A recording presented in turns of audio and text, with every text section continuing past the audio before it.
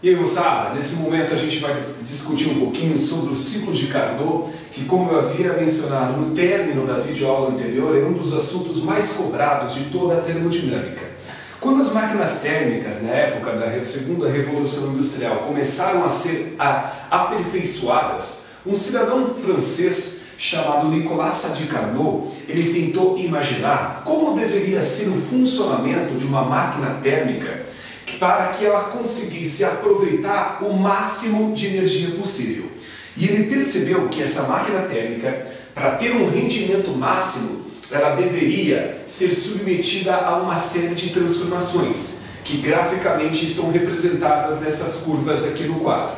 Este é o gráfico no diagrama P versus V, que demonstra como deveria ser o funcionamento dessa máquina térmica caso ela queira operar com o máximo de aproveitamento de energia possível. Essa máquina deveria ser submetida a um ciclo de transformações constituídas aqui por estas curvas, representadas em azul e em vermelho. Estas curvas representadas em azul representariam as transformações isotérmicas a que estas máquinas deveriam ser submetidas, e essas curvas em vermelho representariam as transformações adiabáticas a que estas máquinas deveriam ser submetidas. Ou seja, uma máquina térmica operando em ciclos, para ela ter o máximo de rendimento possível, ela deveria ser submetida a um ciclo constituído por duas transformações isotérmicas alternadas com duas transformações adiabáticas que se repetiriam com o passar do tempo. Só que não adianta nada ser uma transformação isotérmica e uma adiabática se não for precisamente nos moldes que eu vou lhes dizer aqui. Perceba que o ponto A, ele possui um determinado volume esse que eu vou representar aqui por VA.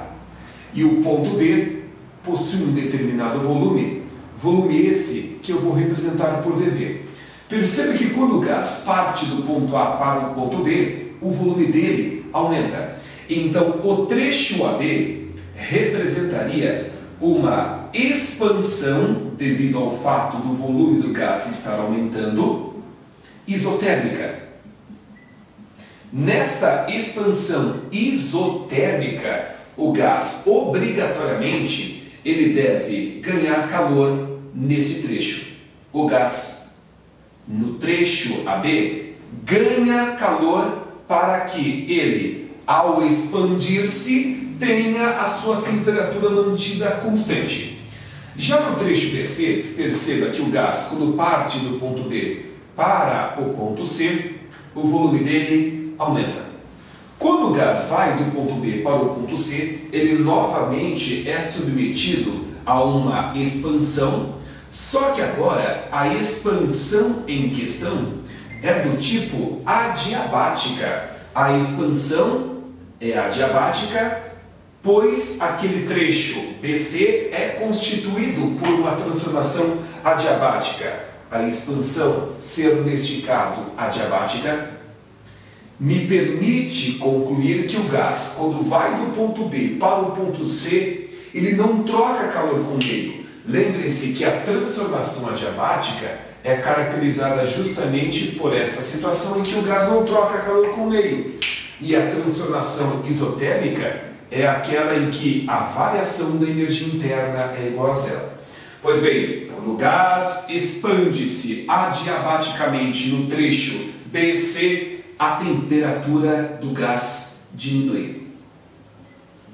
Temperatura diminui quando o gás passa do ponto B para o ponto C. Por que diminui? Se ele está se expandindo, ocupando um volume cada vez maior, a tendência das moléculas, pelo fato de estarem no ambiente mais volumoso, ficarem menos agitadas. Menor agitação molecular implica em redução de temperatura. Agora vejamos, a partir do ponto C começa a acontecer tudo o contrário. No trecho CD, veja que o volume do gás diminui. E aí, nesta situação, no trecho CD, o gás é submetido a uma compressão. Como o trecho CD, por ser um trecho do meu gráfico azul, representa uma transformação isotérmica, nós temos uma compressão isotérmica nesta situação. Se a compressão é isotérmica, o gás, ao ser comprimido, para manter a sua temperatura constante, ele deve ceder calor ao meio. É por esse motivo que nesse trecho o gás cede calor ao ambiente externo para manter a sua temperatura constante. Outra observação: no trecho DA, o volume do gás volta a reduzir. Percebam que o volume do gás no ponto D assume este valor aproximadamente, e quando ele vai do ponto D ao ponto A, o volume dele reduz-se um pouco. É por esse motivo que no trecho DA nós temos novamente uma compressão, só que agora a compressão é do tipo adiabática. Então, nesta situação, se o gás é comprimido sem trocar calor com o meio, tendo em vista que a transformação adiabática significa justamente isso, a temperatura do gás aumenta. Temperatura aumenta. Portanto, o que eu tenho a lhes dizer é: não adianta nada um gás ser submetido a um ciclo de transformações com essa aparência se não for exatamente nos moldes que eu estou colocando aqui. Ok? Algumas observações importantes. Eu mencionei que o ciclo de Carnot indica como deve ser como deve ser o sistema de funcionamento de uma máquina para que essa máquina opere com o máximo de rendimento possível. Observação importante: eu acabo de dizer que o ciclo de Carnot indica as diretrizes para que uma máquina opere com o máximo rendimento. E rendimento máximo é completamente diferente de rendimento total. Porque aproveitar tudo não é a mesma coisa que aproveitar o máximo possível. Se eu digo que uma máquina opera com um rendimento máximo de 80%, significa que ela pode ir até aí. Ela pode ir 70%, 50%, 1%, mas no máximo 80%. E rendimento total, rendimento integral, é você ter 100% de aproveitamento de energia, e em nenhum momento eu fiz tal afirmação. É por esse motivo que a máquina térmica de Carnot, que eu estou aqui abreviando por MTC, não viola a segunda lei da termodinâmica. Lembrem que a segunda lei da termodinâmica afirma que não existe máquina térmica que consiga aproveitar toda a energia que consome. E eu não disse que a máquina térmica de Carnot aproveita. Eu só disse que ela aproveita o máximo, e que não é a mesma coisa que aproveitar tudo. Uma outra observação importante: o rendimento da máquina térmica de Carnot, repito, aqui abreviado por MTC, não depende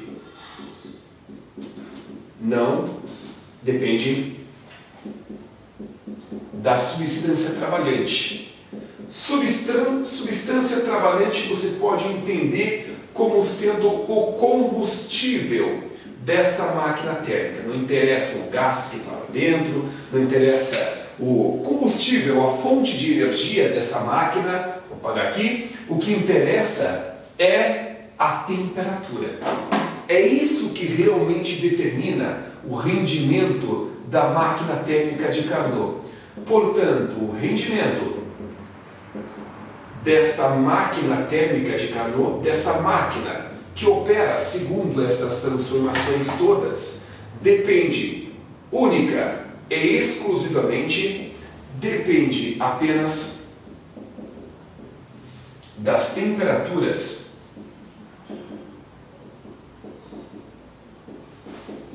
das fontes quente e fria.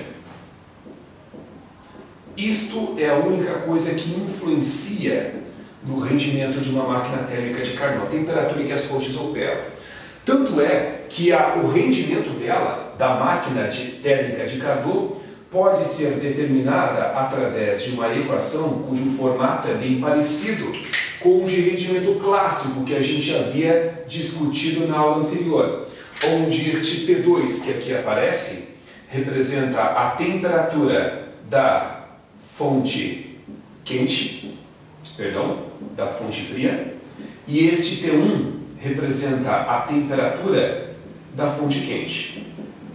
Como tudo dentro de estudo de gases e termodinâmica, a temperatura de um gás que alimenta essa máquina supostamente tem que ser expressa na escala Kelvin. Lembrando que a temperatura na escala Kelvin pode ser obtida se o problema informar a temperatura na escala Celsius, somando a dita cuja da temperatura na escala Celsius com 273. Pois bem, é por esse motivo, pelo fato da máquina térmica de Carnot ter o seu rendimento dependente apenas da temperatura, que eu posso afirmar que não existe nenhuma máquina térmica que, operando nas mesmas temperaturas que opera a máquina de Carnot, consiga ter um rendimento máximo do que essa máquina. Porque se eu digo que se uma máquina térmica de Carnot opera com um rendimento de 40%, como é que vai ter uma outra máquina que opera com um rendimento maior do que os 40%? Se essa primeira máquina ela tem um rendimento máximo, não pode ter uma outra máquina com um rendimento maior do que o máximo. Operando em duas temperaturas específicas, não existe uma máquina que opere com um rendimento maior do que o rendimento da máquina térmica de Carnot, pois, repito, o rendimento da máquina térmica de Carnot é o rendimento máximo, e não pode ter uma outra máquina com um rendimento maior do que o máximo. Outra observação, eu lembro de ter discutido com vocês que o rendimento também pode ser determinado através desta expressão aqui. 1 menos a razão entre Q2 e Q1. Esta equação pode ser combinada com aquela equação e resultar em uma outra, onde você relaciona as quantidades de calor com as temperaturas das fontes quente e fria. Se o seu interesse é o vestibular, fique atento. Essa equação aqui não vai aparecer no formulário, porque no que diz respeito a vestibular, fórmulas, equações que são obtidas pela combinação de duas ou outras equações tendem a não aparecer no formulário. Vai aparecer essa, mas esta equação, que é o resultado da combinação desta aqui com essa aqui, não vai aparecer no formulário do vestibular. Isso se tiver formulário no vestibular que você vai prestar, porque todo mundo sabe que tem vestibular que não fornece o formulário de física. Portanto, o que você precisa saber do ciclo de Carnot? As transformações. Saber que em cada trecho acontece uma coisa específica, como eu mencionei no quadro que eu acabei de apagar. Lembrar destas 4 características importantíssimas da máquina térmica de Carnot. E saber que o rendimento dela pode ser calculado em função das suas temperaturas, e lembrando que a temperatura tem que ser na escala Kelvin, a unidade oficial. Lembrar quais são as transformações que embasam o ciclo de Carnot, lembrar daquelas características isotérmica, adiabática, onde é que comprime, onde é que se expande, saber destas 4 características e como calcular o rendimento de uma máquina térmica de Carnot.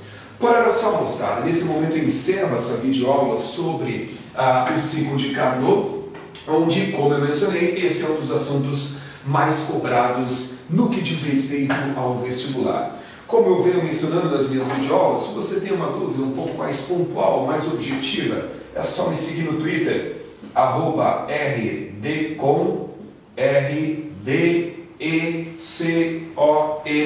que eu estarei geralmente não, né? Eu procuro sempre dar uma olhadinha no meu Twitter para ver se tem alguma colocação um pouco mais objetiva. O pessoal vem tirar dúvidas de vez em quando, então por esse meio, para essa rede social, é mais eficiente, as dúvidas mais pontuais. Se você tiver afim, me segue lá no Twitter que a gente troca algumas figurinhas, beleza? Então, por hora é só, obrigado pela atenção, fiquem atentos às próximas videoaulas.